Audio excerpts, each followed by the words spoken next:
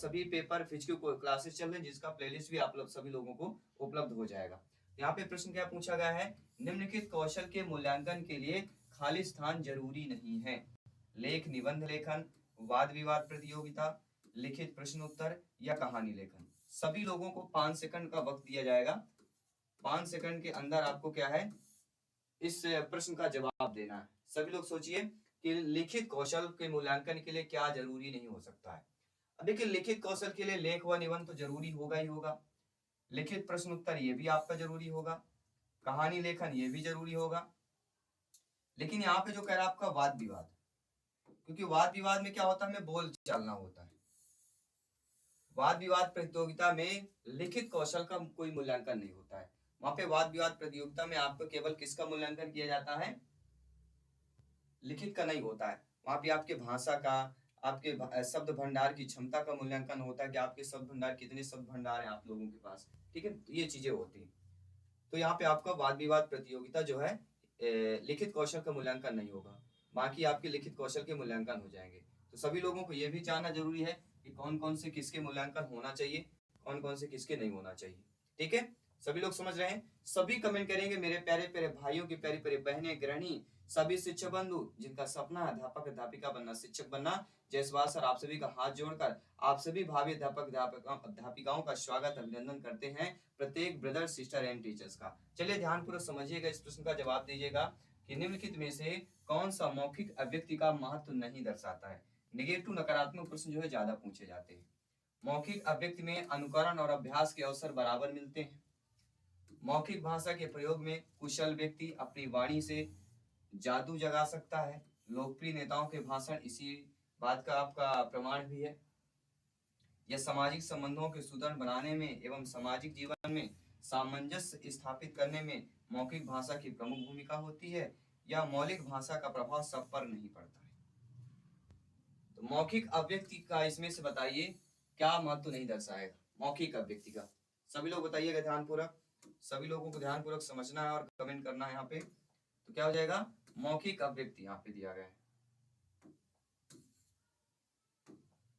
ठीक है, तो मौखिक अभिव्यक्ति का क्या महत्व नहीं दर्शाती, सभी लोग बताइएगा। 4 ऑप्शन बेहतरीन लाजवाब ऑप्शन दिए गए।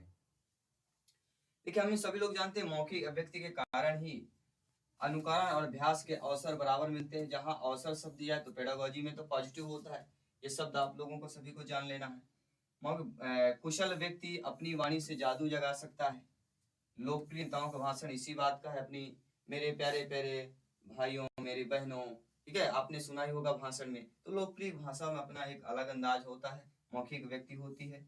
सामाजिक संबंधों के सुदृढ़ बनाने एवं सामाजिक जीवन में सामंजस्य स्थापित करने में मौखिक भाषा जो होती है वह प्रमुख भूमिका होती है। तो मौखिक भाषा में तीनों हमारे सही दिए हैं, लेकिन मौखिक भाषा का प्रयोग सब पर नहीं पड़ता। ये जो है मौखिक अभिव्यक्ति का महत्व को नहीं दर्शाएगा, क्योंकि मौखिक अभिव्यक्ति में निगेटिव नहीं पड़ता है, तो ये मौखिक अभिव्यक्ति बारे में नहीं दर्शाएगा, इसलिए ये आपका नहीं होगा। मतलब एक आर्यन क्वेश्चन हमारा डी ऑप्शन ही सही हो जाएगा। क्या सभी लोग समझ गए अच्छे तरीके से? चलिए बढ़ते हैं अगले प्रश्न की तरफ। अगला प्रश्न यहाँ पे पूछा गया है कि उपचारात्मक शिक्षण के लिए निम्नलिखित में से कौन सा कार्य नहीं किया जाना चाहिए। नेगेटिव और नकारात्मक प्रश्न जो है ज्यादा पूछे जा रहे हैं, तो ध्यानपूर्वक सभी लोगों को कमेंट करके और फीडबैक करके बताना है कि उपचारात्मक शिक्षण यहाँ पे दिया गया है, क्या किसके बारे में पूछा जा रहा है साथियों, आपके उपचारात्मक शिक्षण।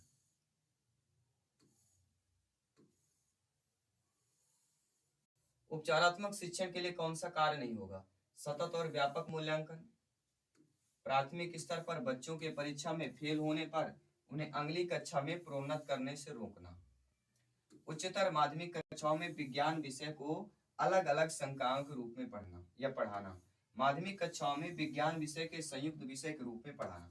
सभी कमेंट कीजिएगा, सभी ब्रदर सिस्टर एंड टीचर्स जिनका सपना अध्यापक अध्यापिका बनना, शिक्षक बनना। आप सभी लोग भावी अध्यापक अध्यापिकाएं, सभी लोग ज्ञानी सर्वव्याख्याता लोग हैं, और जयसवाल सर आप सभी का अभिनंदन करते हैं। आप सभी के कमेंट का, आप सभी के उत्तर का, फीडबैक का सभी का स्वागत अभिनंदन है। तो उपचारात्मक शिक्षण की जब भी बात की जाती है एक ही नाम आता है, उपचारात्मक शिक्षण वगैरह प्रश्न आता है, और अक्सर एग्जाम में उपचारात्मक शिक्षण संबंधित प्रश्न पूछा ही जाता है। तो प्राथमिक स्तर बच्चों परीक्षा में फेल होने पर क्या है, उनकी अगली कक्षा में प्रोन्नत करने से रोकना। तो रोकना पेडागोजी में निगेटिव होता है। आप रोक रहे हैं तो कहीं ना कहीं ये उपचारात्मक शिक्षण के लिए सही नहीं होगा। इसलिए कार्य क्वेश्चन बी ऑप्शन यहाँ पे आप लोगों का सही हो जाएगा। सभी लोग समझ रहे अच्छे तरीके से। आइए बढ़ते हैं अगले प्रश्न की तरफ। अगला प्रश्न, निम्न में से बच्चों को समृद्ध भाषिक परिवेश उपलब्ध कराने में कौन सी सहजता से योगदान दे सकता है? पुस्तकालय में रखी बहुत पुरानी पुस्तकें, रंगीन पुरानी पुस्तकें, या स्वयं शिक्षक भाषा प्रयोग, या विद्यालय में प्रदर्शित चार्ट। सभी लोग बताइएगा, ध्यानपूर्वक समझिएगा और सभी लोगों को फीडबैक करना है। तो बच्चों को समृद्ध भाषिक परिवेश उपलब्ध कराने में कौन जो है सहजता से योगदान दे सकता है? अब आपकी नियुक्त हो गए, आप लोग ही पढ़ा रहे हैं। अब आप स्वयं सोचिए, एग्जाम हॉल में पेपर दे रहे हैं, ये प्रश्न पूछ लिया गया दोबारा, तो आप लोग क्या करेंगे? आप स्वयं सोचिए कि आप बच्चों को पढ़ा रहे हैं। जब आप बच्चों को पढ़ा रहे हैं तो समृद्ध भाषिक परिवेश अगर आपको बच्चों को उपलब्ध कराना हो तो सहजता पूर्ण से क्या आप योगदान दे सकते हैं? तो सहजता पूर्ण से जो योगदान दिया जा सकता है कि स्वयं शिक्षक का भाषा प्रयोग। क्या होगा यहाँ पे? स्वयं शिक्षक का भाषा प्रयोग यहाँ पे सहजता पूर्ण आप इसका योगदान दे सकते हैं। यानी कह सकते हैं कि आप लोगों को यहाँ पे थर्ड ऑप्शन जो दिया गया है वह आपका सही हो जाएगा। सभी लोग समझ गए अच्छे तरीके से। आइए बढ़ते हैं अगले प्रश्न की तरफ।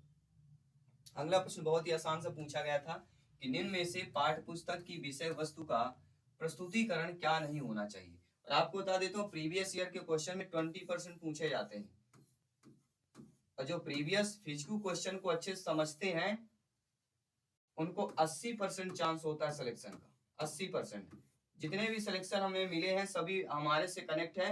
उन्होंने बताया कि सर जो आप मार्गदर्शन पे बताते हैं वही मार्गदर्शन से हम चलते हैं और सिलेक्शन मिलता है और अच्छे नंबर प्राप्त होते हैं। तो मार्गदर्शन मतलब हम कोई एक्स्ट्रा चीजें नहीं बताते हैं, हम सही तरीका सही समय में क्या पढ़ना चाहिए। तो सबसे पहले हमारा फिजिक्स क्लास को देखें और समझें, इसके बाद फिर क्लासेज कंसेप्ट को पढ़ें, क्योंकि यहाँ पे पढ़ना बहुत जरूरी किस प्रकार के प्रश्न पूछे जाते हैं। ठीक है, तो इनमें से पाठ्य पुस्तक की विषय वस्तु का प्रस्तुतिकरण क्या नहीं होना चाहिए? कठिन से सरल की ओर नहीं होना चाहिए, सरल से कठिन की ओर, ज्ञात से अज्ञात की ओर, स्थूल से सूक्ष्म की ओर। तो आपने एग्जाम में क्या क्या पढ़ा है? आपने एग्जाम में पढ़ा होगा, क्या क्या पढ़ा है सभी बताइए। अक्सर आपने एग्जाम में पढ़ा होगा, एग्जाम में पढ़ा है कि सरल से कठिन की ओर क्या है? पाठ्य पुस्तक की विषय वस्तु का प्रस्तुतिकरण होना चाहिए।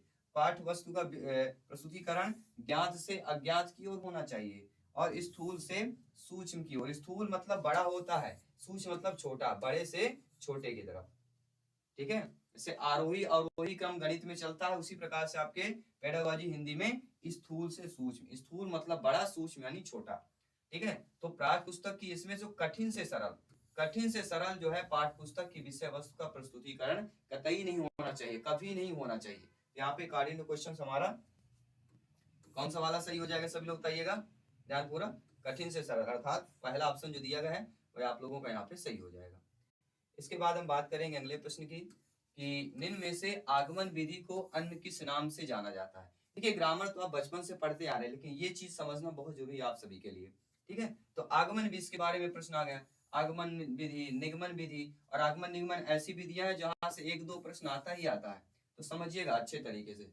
ठीक है, तो आगमन विधि को हम किस नाम से जानते हैं? संक्षेपण विधि से, अनुच्छेदन से, पाठ शिक्षण विधि से, या उदाहरण विधि से जाना जाता है? सभी लोग बताइए।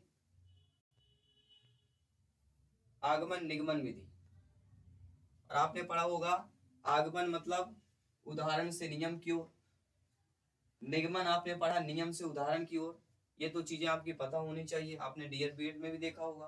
तो आगमन विधि का संबंध किससे हो जाता है? आगमन विधि का संबंध आपके उदाहरण विधि से हो जाता है। अर्थात जो फोर्थ ऑप्शन दिया गया है वह आप लोगों को बहुत ही सही हो जाएगा। बहुत ही सरल इजली प्रश्न हिंदी में पूछा गया था। अगला प्रश्न है कि निम्न में से शब्द भंडार का द्योतक होता है? काव्य का होता है, शब्द भंडार काव्य का द्योतक होगा, शब्द भंडार गद्य एवं पद्य का द्योतक होगा, शब्द भंडार भाषा विकास का द्योतक होगा, या शब्द भंडार शारीरिक विकास का द्योतक होगा? अब यहाँ पे अगर मान लीजिए हमसे नहीं आ रहा है, हम ऑप्शन को देख के कैसे उत्तर को समझे, आइए समझते हैं। देखिए, शब्द भंडार का संबंध किससे हो सकता है? शब्द भंडार में शारीरिक विकास का तो हो नहीं सकता। ठीक है, क्योंकि यहाँ पे द्योतक दिया गया है, ये भी समझना आप सभी के लिए जरूरी है। ठीक है ना, तो शब्द भंडार मतलब किसका हो जाएगा? आपको किस लिए चाहिए? आप स्वयं सोचिए, शब्द भंडार किस लिए चाहिए? शब्द भंडार किस लिए आप लोगों को चाहिए? भाषा विकास का। शब्द भंडार से क्या चीज हो सकती है? भाषा का विकास होगा। क्योंकि जितने ज्यादा शब्द भंडार होंगे उतनी ज्यादा भाषा का विकास होगा। जितने ज्यादा पर्यायवाची बनेंगे, जितने ज्यादा अर्थ आप समझेंगे, ठीक है, तो वो हमारा क्या होगा, भाषा का विकास होगा। तो भाषा का विकास ऐसे नहीं होता, उनको समझना होता है। जितना ज्यादा आप क्या समझेंगे, शब्द भंडार होगा, क्योंकि शब्दों से ही भाषा बना है। भाषा किससे बनी हुई, शब्दों से बनी हुई है। तो जितना ज्यादा शब्द हमें ज्ञान होगा उतना अच्छा भाषा का विकास हमारे पास होगा। ठीक है, तो सी वाला ऑप्शन सही हो जाएगा। यानी भाषा विकास ऐसा टॉपिक है जो एग्जाम में प्रश्न पूछे जाते हैं। अगला, जो भाषा स्वाभाविक रूप से सीखी जाती है उसे निम्न में से कौन सी भाषा कहते हैं? ज्ञान भाषा, मातृभाषा, राष्ट्रभाषा, वेद्य भाषा। बहुत ही सरल प्रश्न है और बहुत कठिन भी प्रश्न है, क्योंकि ऑप्शन ऐसा दे दिया गया, सभी सरल ऑप्शन है, सभी ऑप्शन आपने पढ़े हुए हैं, सभी पॉजिटिव हैं, और प्रश्न भी सरल दे दिया गया। और ऐसे प्रश्न बहुत ही घातक होते हैं, समझिएगा। जो भाषा स्वाभाविक रूप से सीखी जाती है, कौन सी भाषा कहते हैं? स्वाभाविक रूप से, नॉर्मल तौर पे आप सीख रहे हैं, तो नॉर्मल तौर पे आप सीख रहे हैं, तो वो हमारी कौन सी भाषा कहला जाएगी? तो कहीं ना कहीं हमारी मातृभाषा कहला जाती है। स्वाभाविक का संबंध किससे होता है? मात्रात्मक, मात्र से संबंध हो जाता है। ठीक है, कहते हैं ना, किसी चीज बोलते हैं वो तो उसके स्वभाव में ही है। ठीक है, कोई ऐसी उसका अगर देखेंगे, उसके स्वभाव में ही है। अच्छा बात करना, उसके हंसना बोल दें उसके स्वभाव में है। कोई क्रोध कर रहे उसके तो स्वभाव में ही, छोड़िए चलिए। तो स्वभाव मतलब उसके मातृभाषा में, जहां वो रह रहा है उसके मातृभाषा से ही है, वो पहले से ही ऐसा है, इसलिए बोलते हैं स्वाभाविक। तो स्वाभाविक हो जाएगा मातृभाषा। ठीक है, सभी लोग समझ गए? चलिए, बहुत बहुत धन्यवाद। आइए बात करते हैं अगले प्रश्न की। अगला प्रश्न है, इनमें से शिक्षक का बर्ताव कैसा होना चाहिए? अब आपकी बारी आ गई। अब आप स्वयं बताइए, आपका बर्ताव कैसा होना चाहिए? आदर्शवादी होंगे, केवल निर्देशात्मक होगा, केवल शिक्षाप्रद होगा, केवल प्रशासनात्मक होगा? अब देखिए, तीनों ऑप्शन में आपको अलग कौन सा दिख रहा है? तो मुझे पता है आप लोगों ने सही आंसर दे दिया है, लेकिन अलग क्यों दिख रहा है? पेडागॉजी में केवल जहां पर आए, केवल जहां जहां दिखा जाएगा निगेटिव माना जाएगा। किसी भी, चाहे बाल विकास में पूछा जाए, किसी भी पेडागॉजी शिक्षा शास्त्र में पूछा जाए, केवल एक निगेटिव नकारात्मक शब्द है। और हमारा प्रश्न कैसा है? पॉजिटिव सकारात्मक शब्द पूछा गया है, सकारात्मक प्रश्न पूछा गया है। इसलिए शिक्षक का बर्ताव कैसा होना चाहिए? आपका आदर्शवादी। क्या हो जाएगा यहाँ पे? आदर्शवादी हो जाएगा। इसके बाद अगला प्रश्न देख लेते हैं। एमपी डेट में पूछा गया प्रश्न था कि हिंदी भाषा के मौखिक व्यवहार में शब्दों के शुद्ध उच्चारण निर्भर करते हैं। जो शब्दों के शुद्ध उच्चारण होते हैं किस पर निर्भर करते हैं? बोलने में बल पर, बोलने के सुर पर, बोलने के अनुतान पर, इन सभी पर करते हैं। सभी लोग बताइएगा। देखिए, हिंदी भाषा के मौखिक व्यवहार दे दिया गया, तो मौखिक व्यवहार में शब्दों के शुद्ध उच्चारण, जो हम मौखिक तौर बोलते हैं नॉर्मल तौर पर, उसमें भी शुद्ध उच्चारण किस पर निर्भर करता है? देखिए, बोलने के बल पर भी पड़ता है। बोलने के बल पे ऐसे पड़ता है कि इसे बोले, बुंदेलों के बोली हमने सुनी कहानी थी, बुंदेलों के बोली हमने सुनी कहानी थी, क्या सही है? या बुंदेलों के मुख हमने सुनी कहानी थी, खूब लड़ी मर्दानी वह तो झांसी वाली रानी थी। तो क्या हो गया? बोलने पे बल होता है, कहाँ उतार चढ़ाव लाना है, कहाँ कम बोलना है, कहाँ धीरे बोलना है, कहाँ ज्यादा बोलना है। इससे बोलने के सुर पर भी होता है। सुर कैसे आता है? तुम दिल की धड़कन में रहते हो, ये सुर हो गया। कहाँ में तेज करना है, कहाँ धीमा करना, ये सुर हो गया। अब बोलने के अनुतान पे, अब तान कहाँ ऊपर चढ़ाना, कहाँ नीचे चढ़ाना है। तुम दिल की धड़कन में रहते हो, तो तान हो गया। तो कहेंगे ये हमें तीनों चीजें जो है हमारे मौखिक व्यवहार शब्दों के शुद्ध उच्चारण पर निर्भर हो रही हैं। यहाँ पे जो इन सभी वाला ऑप्शन दे दिया गया है, तो डी ऑप्शन आप लोगों का यहाँ पे सही हो जाएगा। चलिए बढ़ते हैं अगले प्रश्न की तरफ। अगला प्रश्न है कि भाषा शिक्षण के अंतर्गत भाषा के अधिग्रहण हेतु सबसे प्रबल पक्ष बताना, सबसे मजबूत और सबसे प्रबल पक्ष बताना आप सभी को। क्या वह सुनना तथा पढ़ना हो जाएगा? क्या वह केवल सुनना होगा, केवल पढ़ना होगा, केवल लिखना होगा? मैंने कहा, आपको बताया था ना, जहां पर भी आप केवल देखिएगा उसको आंख बंद करके निगेटिव नकारात्मक मान लेना है। और प्रश्न देखिएगा हमारा पॉजिटिव है, प्रबल पक्ष। पॉजिटिव मतलब जहां पे नहीं लिखा हो। अगर नहीं नहीं आ रहा है, नहीं है तो नकारात्मक हो जाएगा, निगेटिव हो जाएगा। अगर नहीं नहीं है, हाँ दिया गया है, तो हमारा पॉजिटिव और सकारात्मक हो जाएगा। तो सभी लोग समझ गए अच्छे तरीके से क्या सही होता है, क्या गलत? ठीक है, चलिए। तो भाषा शिक्षण के अंतर्गत भाषा के अधिग्रहण सबसे प्रबल पक्ष हमारा सुनना और पढ़ना हो जाएगा, क्योंकि ना तो इसमें केवल लिखा है, ना इसमें तीनों में केवल लिखा है, तो केवल हमारा निगेटिव हो जाएगा, इसलिए पहला ऑप्शन यहाँ पे सही हो जाएगा। चलिए बढ़ते अगले प्रश्न की तरफ। अगला प्रश्न बहुत ही सरल और आसान दिया गया है कि निम्नलिखित में से क्या एक बालक के लिए भाषा विकास में सुनने की भूमिका असत्य है? सभी लोग बताइए। प्रश्न बहुत ही सरल और स्वभाव से पूछा गया, लेकिन प्रश्न को समझ लीजिएगा। इनमें से क्या एक बालक के लिए भाषा विकास में सुनने की भूमिका असत्य है? ध्वनियों का विभेदीकरण करने में, दूसरों की अभिव्यक्ति ग्रहण करने में, जानकारियां जुटाने में या मूल्यांकन करने में। सारे ऑप्शंस आपको पॉजिटिव दिए गए। अब आपको चयन करना है, कैसे चयन करेंगे सब लोग बताइएगा। देखिए, इनमें से बालक के लिए भाषा विकास में सुनने की भूमिका, तो ध्वनियों को विभेदीकरण ये निगेटिव हो जाएगा, दूसरों की अभिव्यक्ति का ग्रहण करना हो गया, जानकारी जुटाने में, मूल्यांकन करने में। तो आप सभी लोग जानते समझते हैं, सभी लोग ज्ञानी सर्व व्याख्याता लोग हैं कि बालक के लिए भाषा विकास में सुनने की भूमिका में ध्वनियों का विभेदीकरण, अगर ध्वनियों को हम पहचान जाए, उसमें विभेद करना पहचान जाए, तो ये हमारा क्या हो जाएगा, भाषा विकास में सुनने की भूमिका होगी। दूसरों की अभिव्यक्ति का अगर आप ग्रहण कर रहे हैं, ये भी भूमिका हो जाएगी। जानकारी जुटा रहे हैं, ये भी भूमिका हो जाएगी। लेकिन मूल्यांकन करने में आपका बालक के लिए भाषा विकास में सुनना, अब मूल्यांकन में सुनने से कोई संबंध नहीं होता, ठीक है ना। तो मूल्यांकन में सुनने की भूमिका असत्य है, वह आपका डी ऑप्शन हो जाएगा। सभी लोग समझ गए अच्छे तरीके से। चलिए बढ़ते हैं अगले प्रश्न की तरफ। अगला प्रश्न है, फिर ग्रामर पोर्शन के भी कुछ क्वेश्चन करेंगे, अपठित गद्यांश पद्यांश भी करेंगे और समझेंगे कि कैसे एग्जाम में पूछे जाते हैं। अगला कि जब दो शब्दों के मिलने से कोई विकास उत्पन्न होता है तो क्या कहलाता है? समास, उपसर्ग, प्रत्यय या संधि कहलाता है। सभी लोग बताइएगा। जब दो शब्दों के मिलने से कोई विकास उत्पन्न हो, जब दो शब्दों से मिलने से कोई विकास उत्पन्न होता है तो उसकी परिभाषा क्या है? सभी लोग बताइएगा। तो हमारी क्या कहलाती है? संधि। दो शब्दों के योग से बनने वाला हमारी क्या है? संधि कहलाती है। संधि कितने प्रकार की होती है? सभी लोग कमेंट करके बताइएगा। संधि के नाम सहित आपको कमेंट करके बताना। अगला प्रश्न देखिएगा। अगला प्रश्न है कि छात्रों में रटने की प्रवृत्ति को रोकने हेतु कैसे प्रश्न पूछने चाहिए? अगर मान लीजिए आपको बच्चों में, बालक बालिकों में क्या करना है, रटने की प्रवृत्ति अगर कम करना है या उसको रोकना है, तो आप किस प्रकार के प्रश्न पूछेंगे? वस्तुनिष्ठ वाले, केवल निबंधात्मक, केवल दीर्घ, केवल लघुति। अब देखिए, 3 में केवल दिया गया, 1 में नहीं दिया गया है, तो बिना पढ़े भी आप लोग सॉल्व कर सकते हैं, वस्तुनिष्ठ प्रश्न हो जाएगा। क्योंकि वस्तुनिष्ठ प्रश्न में बच्चों को जो है याद करने की प्रवृत्ति जो है आप रोक सकते हैं, क्योंकि उसमें वस्तुनिष्ठ के ऑप्शन दिए रहेंगे। इसमें भी जैसे अब ऑप्शन दिए गए, इसमें आप क्या याद करेंगे? इसमें आपको समझ के चलना पड़ेगा। तो छात्रों में अगर रटने की प्रवृत्ति रोकना है तो वस्तुनिष्ठ प्रश्न सबसे बेहतरीन होते हैं। चलिए, पेज दे दिया गया, पैसेज, पेज मतलब पैसेज दिया गया है। अब ये पैसेज में क्या दिया गया है? काव्यांश दिया गया है।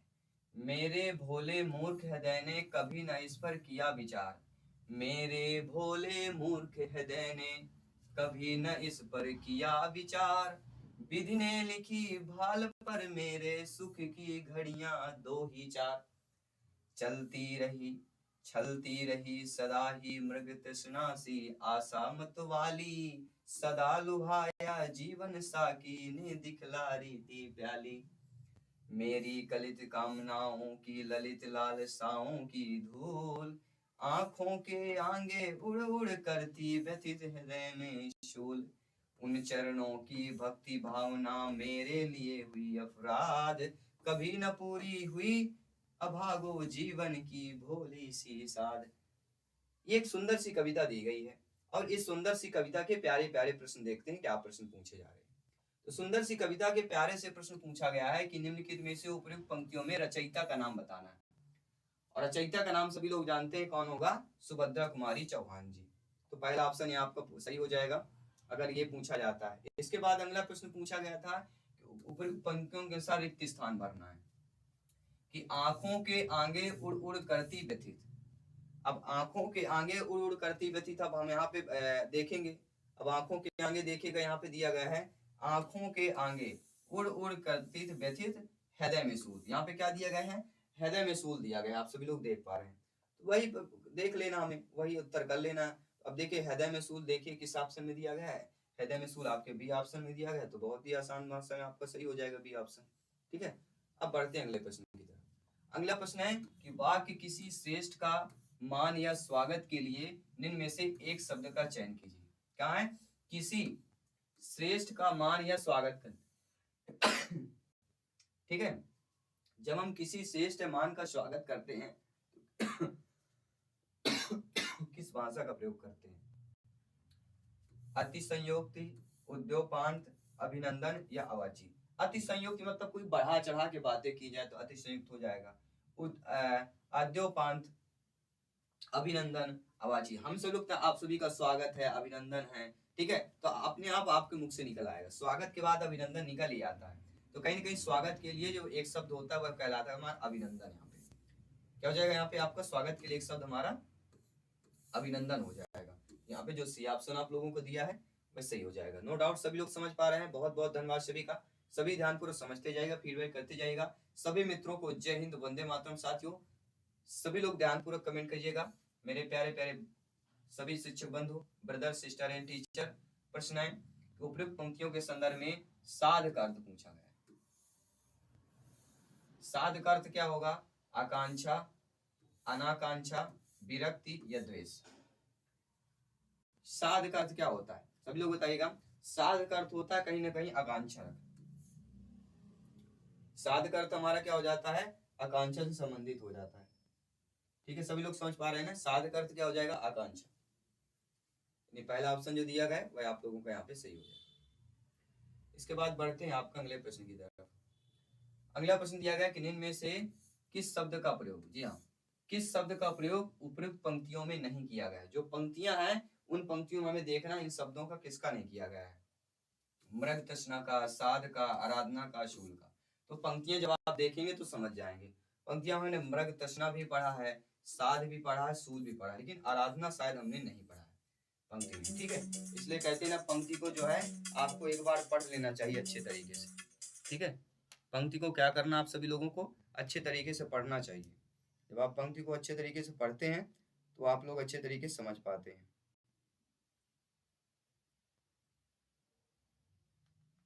ठीक है ना, चलिए बढ़ते हैं अगले प्रश्न की तरफ। तो आराधना यहाँ पे सही हो जाएगा। इसके बाद अगला प्रश्न क्या पूछा गया था आपके पेपर में, ध्यानपूर्वक समझिएगा। उपयुक्त पंक्तियों के अनुसार निम्न में से कलित, कलित का अर्थ क्या होगा? कलित शब्द आया था पंक्ति में, इसका अर्थ बताना है। भाव रूपी जल, स्पष्ट रूप से कहा हुआ, विरक्ति या सहज विरोधी। तो यहाँ पे कलित का अर्थ क्या होता है? सभी लोग बताइएगा। कलित मतलब होता है अस्पष्ट रूप से कहा हुआ, स्पष्ट रूप से नहीं। कलित का मतलब होता है अस्पष्ट रूप से कहा हुआ। क्या हो जाएगा? अस्पष्ट रूप से कहा हुआ को कलित बोलते हैं। अगला प्रश्न है कि यथा स्थान में कौन सा समास होगा? तो समास बनना चाहिए। समास, संधि, व्याकरण का ऐसा पोर्शन है जो आपसे बनना चाहिए, यानी समाज की परिभाषा बननी चाहिए आपके। समाज जानेंगे संजान, क्योंकि शब्द बदलेंगे, क्योंकि आपकी क्या बदलेगी? काव्यांश बदलेगा, पंक्तियां बदलेंगी, गद्यांश बदलेंगे। ठीक है, तो यथा स्थान में द्वंद्व समास, अव्ययी भाव समास, द्विगु समास, तत्पुरुष समास, इन सभी समासों का आपसे बनना चाहिए। द्वंद्व समास में दोनों पद प्रधान होते हैं, ये तो आप लोगों को पता ही होगा। ठीक है, द्वंद्व समास में दोनों पद प्रधान होते हैं।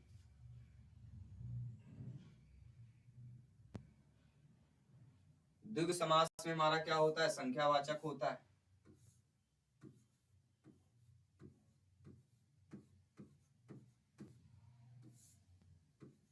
क्या होता है? संख्यावाचक।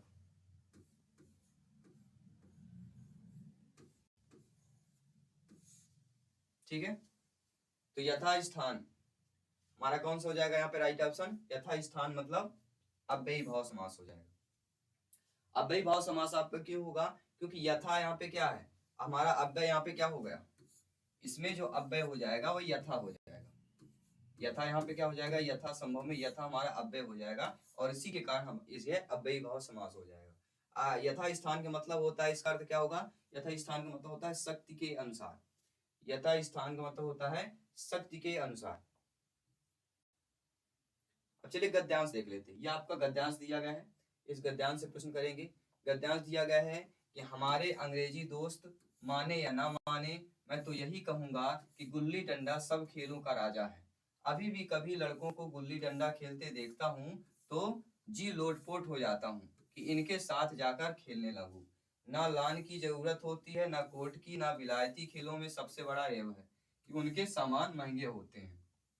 जब तक कम से कम 1 सैकड़ा न खर्च कीजिए, खिलाड़ियों में शुमार ही नहीं हो पाता। ये गुल्ली डंडा की बिना हर्रा फिटकरी की चोखा रंग देता है। हर्रा न लागे फिटकरी, ठीक है, मतलब कुछ भी नहीं लग रहा फिर भी हमें वो खेल पा रहे हैं। तो ऐसे ही आपका कुछ दिया गया है, ठीक है, तो समझना अच्छे तरीके से, सभी लोगों को ध्यानपूर्वक समझना है और सभी लोगों को फीडबैक देके चले। इससे संबंधित प्रश्न कर लेते हैं।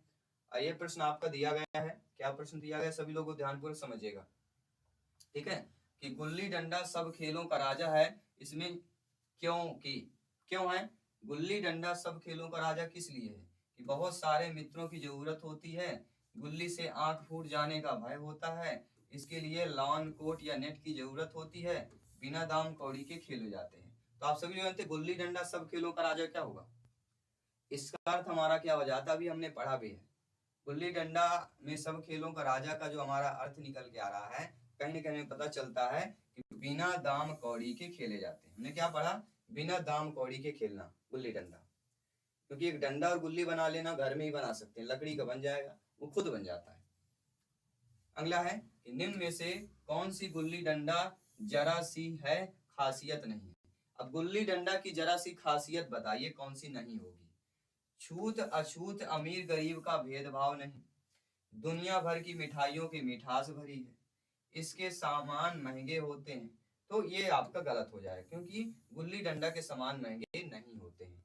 अमीराना चोंचलों लो अभिमान की गुंजाइश नहीं, तो सी ऑप्शन वाला है जो गुल्ली डंडा जरा सी खासियत इसमें आपका ये आपका महंगे नहीं होंगे, क्योंकि ये सामान आपके घरों में उपलब्ध होते हैं, आसपास उपलब्ध होते हैं, लकड़ी का ही बन जाता है, ठीक है। अगला प्रश्न है, वाक गरीब लड़कों के सिर क्यों बेसन मरते हो, ये पहचान करना है। अब यहाँ पे वाक दिया गया था, गरीब लड़कों के सिर क्यों बेसन मरते हो, यह प्रश्नवाचक वाक होगा या विधानवाचक होगा या संकेतवाचक हो जाएगा या निषेधात्मक वाक हो जाएगा। सभी लोग बताइएगा ध्यानपूर्वक, कौन सा वाक हो जाएगा यहाँ पे, सभी लोग बताइए। तो गरीब लड़कों के सिर क्यों यह व्यसन मरते हो,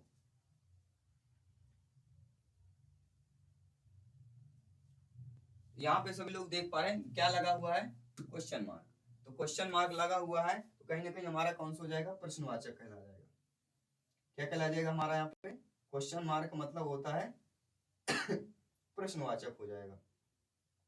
इसके बाद अगला आपका दिया गया विधानवाचक। तो विधानवाचक वाक्य हम कैसे पहचानेंगे, देखिए जो विधानवाचक वाक्य होता है उसको पहचानने के लिए हमें किसी काम के होने या किसी के अस्तित्व का समान रूप से अगर बोध होता है तो वह हमारा विधानवाचक कहलाता है। जैसे हमें सूर्य गर्मी देता है, सूर्य क्या देता है, गर्मी देता है, तो सूर्य गर्मी देता है, इस वाक्य से हमें पता चलता है कि किसी काम के होने या किसी के अस्तित्व का समान अर्थ, सूर्य गर्मी देता है, इसके अस्तित्व का हमें पता चल रहा है, सूर्य गर्मी देता है, ये हमारा किसका एग्जाम्पल हो जाएगा, आपके विधानवाचक हो जाएगा। संकेतवाचक का तो आप जानते ही होंगे, बहुत ही सरल है। संकेतवाचक मतलब सतर्क वाक्य, आपको सतर्क कर देता है। जैसे एग्जाम्पल में लेते हैं, अगर बारिश होगी तो हम अंदर ही रहेंगे, हमें सतर्क कह रहा है अगर बारिश होगी तो हम अंदर ही रहेंगे, तो क्या हो जाएगा, यह संकेतवाचक होगा। निषेध में अगर नहीं आता है, किसी भी वाक्य में लिखा रहे नहीं कि हम कल नहीं जाएंगे या हमें ऐसा करना नहीं चाहिए या नहीं, जहां भी नहीं अगर आपके वाक्य शब्द में लिखा हुआ है तो वह निषेधात्मक वाक्य कहला जाता है, ठीक है। चलिए 5-6 प्रश्न और बचे हुए हैं, इस पेपर को कंप्लीट करते हैं। इसका अगला प्रश्न है, जिसका जेहन तेज होता है उसके लिए एक शब्द नहीं है। जिसका जेहन तेज होना, उसके लिए क्या नहीं होगा, प्रतिभावान होना, मेधावी होना, जहीन होना। तो प्रतिभावान और मेधावी ये तो हम सभी लोग जानते हैं। अब बचे दो, अनपढ़ और जहीन। अनपढ़ और जहीन में बताइए, जेहन तेज हो इसके लिए एक शब्द नहीं होगा, निगेटिव बताना। तो जेहन तेज हो इसके लिए एक शब्द क्या होगा, जेहन तेज का मतलब होता है जहीन, तो अनपढ़ यहाँ पे हो जाएगा राइट आंसर। क्या एक लिए शब्द नहीं होगा, जेहन तेज होने का अनपढ़ शब्द आपका नहीं होगा, इसलिए कार्य क्वेश्चन बी ऑप्शन हमारा यहाँ पे सही हो जाएगा। ठीक है, सभी लोग समझ पा रहे हैं अच्छे तरीके से। चलिए बढ़ते हैं अगले प्रश्न की तरफ। अगला प्रश्न यहाँ पे बहुत ही अच्छा प्रश्न दिया गया है, ध्यानपूर्वक समझिएगा और फीडबैक कीजिएगा कि क्या प्रश्न दिया गया है। पिताजी चौक पर बैठे किस पर अपना गुस्सा उतार रहे थे। पिताजी चौक पर बैठे किस पर अपना गुस्सा उतार रहे थे। गुल्ली पर, रोटियों पर, मिठाइयों पर या क्रिकेट पर। तो पिताजी चौक पर बैठे किस पर अपना गुस्सा उतार रहे थे, रोटियों पर। जब आप पूरा गद्यांश पढ़ेंगे तो आप जो है अच्छे तरीके से समझ जाएंगे। इसके बाद बढ़ते हैं अगले प्रश्न की तरफ। अगला जो प्रश्न दिया गया बहुत ही प्यारा सा प्रश्न दिया गया है कि अभियान में कौन सा उपसर्ग होगा। अभियान में कौन सा उपसर्ग होगा, तो उपसर्ग प्रत्यय भी पूछे जाते हैं। क्या आपसे बनना है, उपसर्ग प्रत्यय भी पूछे जाते हैं, तो ध्यानपूर्वक समझना है। अभिमान में अभियान दिया गया है, अभियान में हमारा क्या हो जाएगा,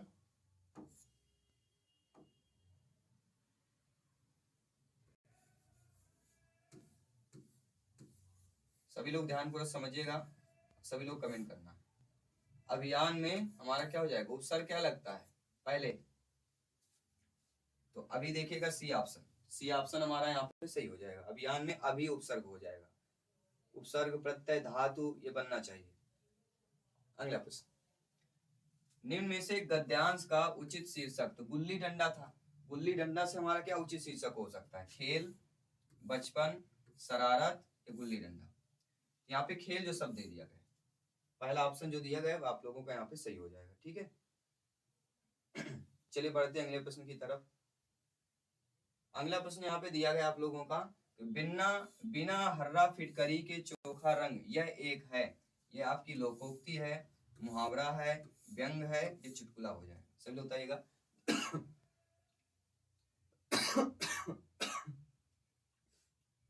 सभी लोग बताइए, ये हमारा क्या हो जाएगा, चुटकुला।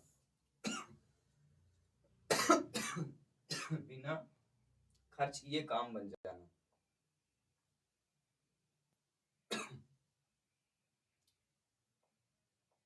अगला प्रश्न देखिएगा कि निम्न में से बच्चों के बोलना सीखने के संदर्भ में कौन सा कथन सही दिया गया है। कहने सुनने के कम से कम अवसर मिलने पर बच्चे बोलना सरलता से सीखते हैं। केवल कहने से अधिक अवसर मिलने पर बच्चे बोलना सरलता से सीखते हैं। केवल सुनने के अधिक से अधिक अवसर मिलने पर बच्चे बोलना सरलता से सीखते हैं। कहने सुनने के अधिक से अधिक अवसर मिलने पर बच्चे बोलना सरलता से सीखते हैं। तो यहाँ पे केवल दे दिया गया, तो ये दोनों तो हो ही नहीं सकते हैं। और कहने सुनने कम से कम अवसर देना, तो कम अवसर दे रहे हैं तो कहीं ना कहीं ये भी निगेटिव हो जाएगा।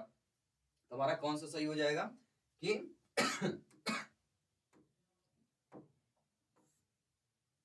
कहने सुनने के अधिक से अधिक अवसर मिलने पर बच्चे बोलना सरलता से सीखते हैं। तो ये रहा आपका हिंदी फिजिक्स का पूरा सॉल्व हमने कर लिया।